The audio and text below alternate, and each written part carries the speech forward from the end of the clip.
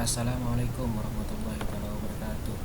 Selamat pagi teman-teman, ketemu lagi dengan saya Muhammad Hasimi. Bisa teman-teman panggil sini kalau nanti ketemu.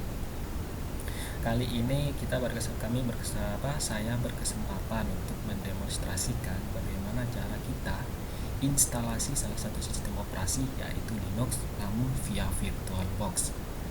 Di sini saya sudah punya virtualnya, sudah saya install, iOS-nya sudah saya persiapkan. Jadi itu buat teman-teman persiapkan. Pertama virtualnya, iOS-nya. Kita langsung saja. Di sini saya sudah membuka virtualnya. Kita new, kita beri nama latihan. Kita type-nya Linux, kita next. Kita beri 2 GB. Buat RAM-nya nanti klik, kita next. Untuk memorinya kita persiapkan 10 GB saja, jangan terlalu banyak, kita create dan selesai.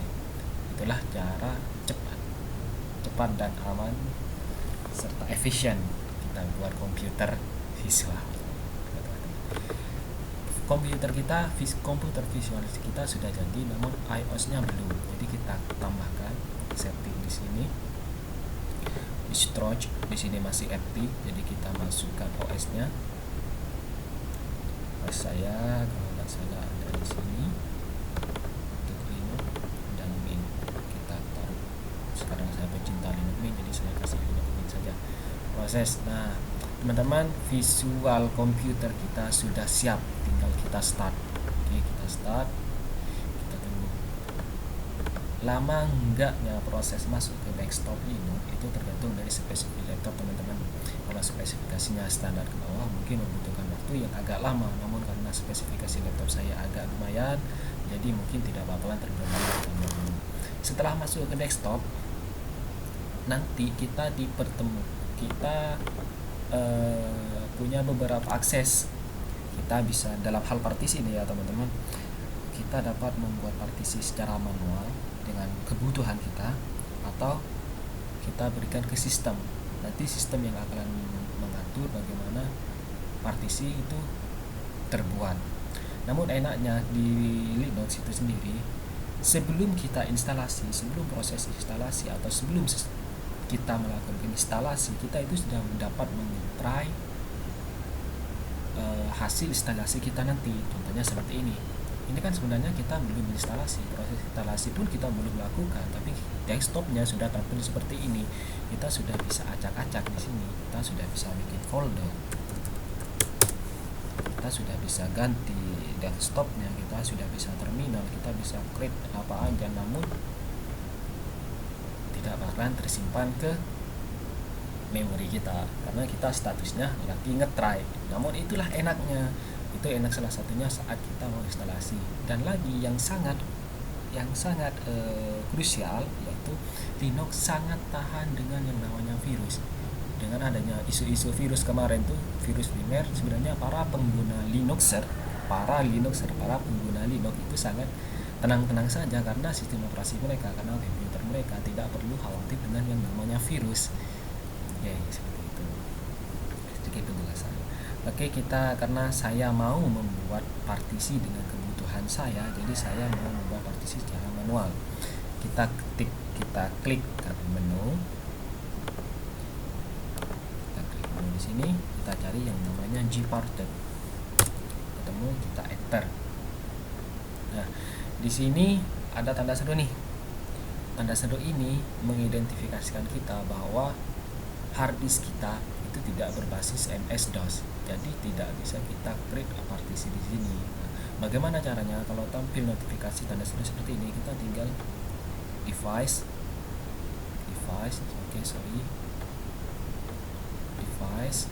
create partition table. Secara otomatis dia langsung akan menyesuaikan ke MS-DOS. Pilihannya banyak sebenarnya. Kita menggunakan MS-DOS, jadi kita create MS-DOS, kita apply, dan jejeng, dan akhirnya kita bisa. Pertama, saya jelaskan dulu. Partisi Linux itu ada 3 bagian. Yang ini kita bisa lihat di sini, create as, ada primary partition, ada logical partition, ada extended partition.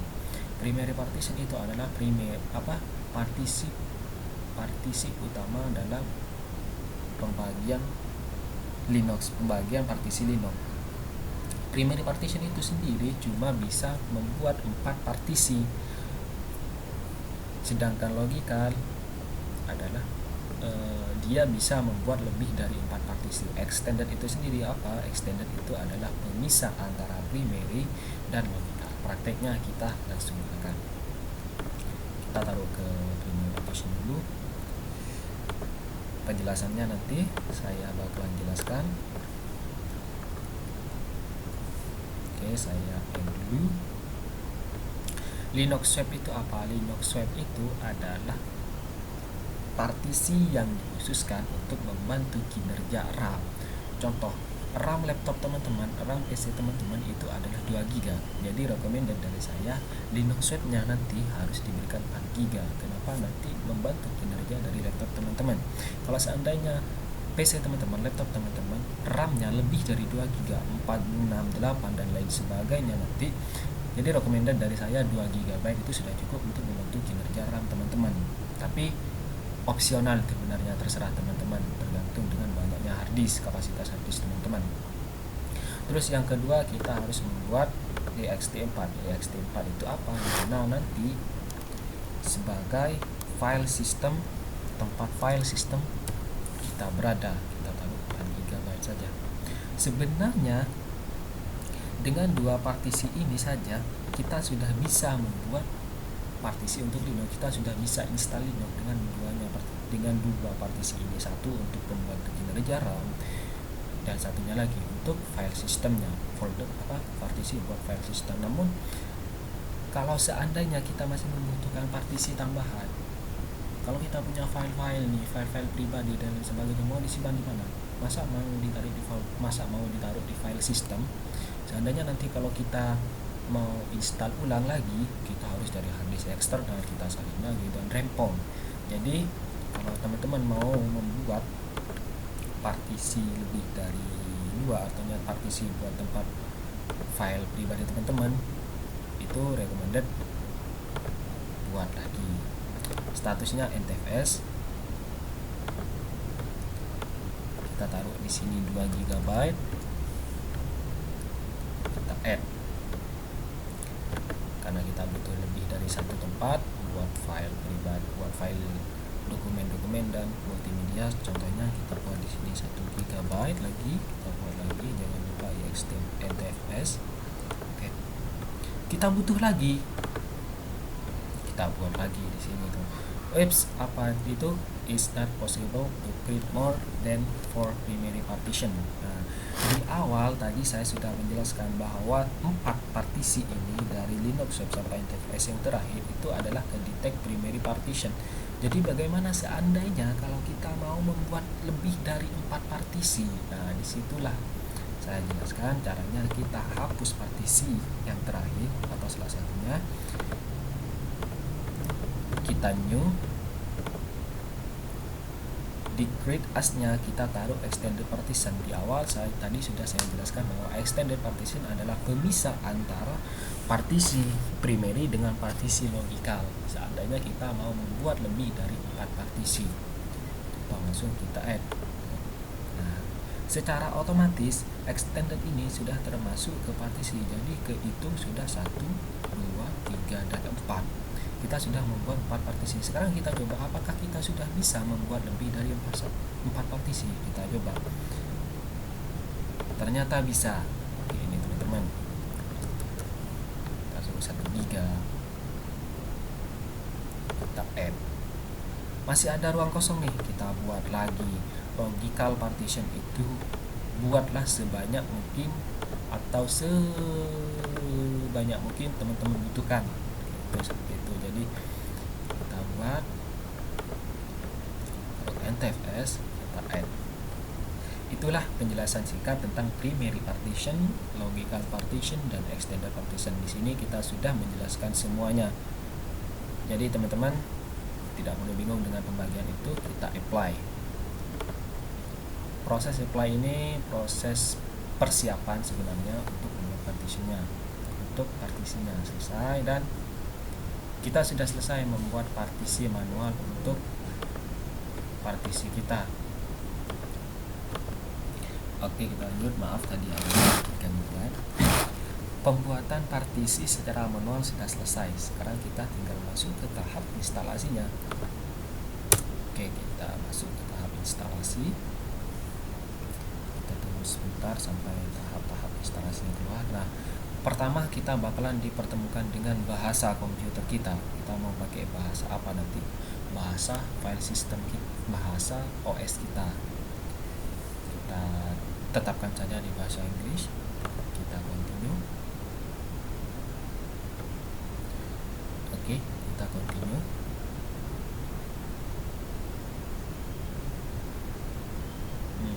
Seandainya kita tetap di sini, partisi yang sudah kita buat nanti, partisi yang sudah kita buat tadi itu bakalan percuma. Kenapa? Karena partisi yang tadi bakalan dihapus dan diganti oleh partisi yang dibuatkan langsung oleh sistem. Jadi upaya yang kita lakukan tadi itu bakalan percuma. Jadi recommended dari saya, kita ini something else, kita continue. Nah, di tahap ini installation type ini kita bakalan menentukan di mana nih yang bakalan kita jadikan di mana nih partisi yang bakalan kita jadikan sebagai file system nantinya. Nah, karena tadi kita sudah mengatakan ext4 itu sebagai tempat file system kita, jadi kita arahkan ke partisinya di sini. Kita cari yang ext4, ternyata ada di sini. Kita cek, kita rubah di sini menjadi ext4. Kita sesuaikan username file system. Kita centang, kita modify-nya kita kasih root, kita oke.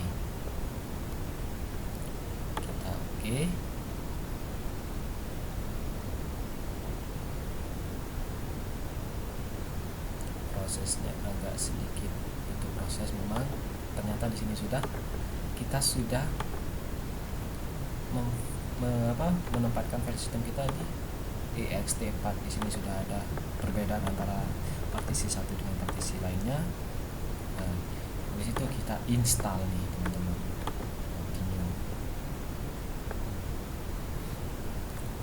Where are you? Di mana teman-teman berada? Kita tulis saja di Jakarta time. Secara otomatis langsung pindah di continue. Habis ini teman-teman bakalan diarahkan ke pemilihan bahasa keyboard, karena tadi bahasa OS kita sudah menggunakan bahasa Inggris. Jadi kita biarkan saja menggunakan bahasa Inggris keyboardnya. Oke teman-teman, di sini masuk ke who are you? Siapa teman-teman? Saya buka terminal dulu. Kenapa saya buka terminal? Nanti teman-teman bakalan tahu apa maksud saya. Tulis your name seperti biasa, nama teman-teman saya taruh di sini. Computer name sama username. Yang mana computer name, yang mana username? Karena di sini pasti teman-teman bingung. Saya taruh di sini Hamid.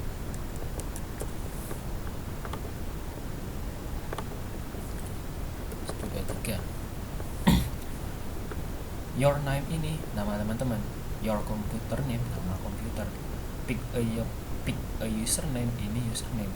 Kita bagaimana cara membedakannya? Nanti kita tinggal buka terminal nih. Computer name itu bakalan tampil di sini. Itu menjelaskan bahwa ini komputer saya namanya Hamid. Nah, sedangkan username bakalan tampil di sini. Username yang kita gunakan yaitu username sini bakalan tampil di sini. Pertama kita isi password space saja dan oke, kita close ini biar tidak mengganggu teman-teman. Di sini ada 3 poin nih. 1, login automatically, artinya kita login, kita masuk ke komputer, kita akses apapun tidak membutuhkan password karena kita sudah login automatically, secara otomatis login. Nah, di Q my password to login. Nah, kalau kita mencentang ini, otomatis nanti waktu kita login kita membutuhkan password. Waktu kita mau mengakses yang lebih, seperti mau mengakses itu kita membutuhkan password.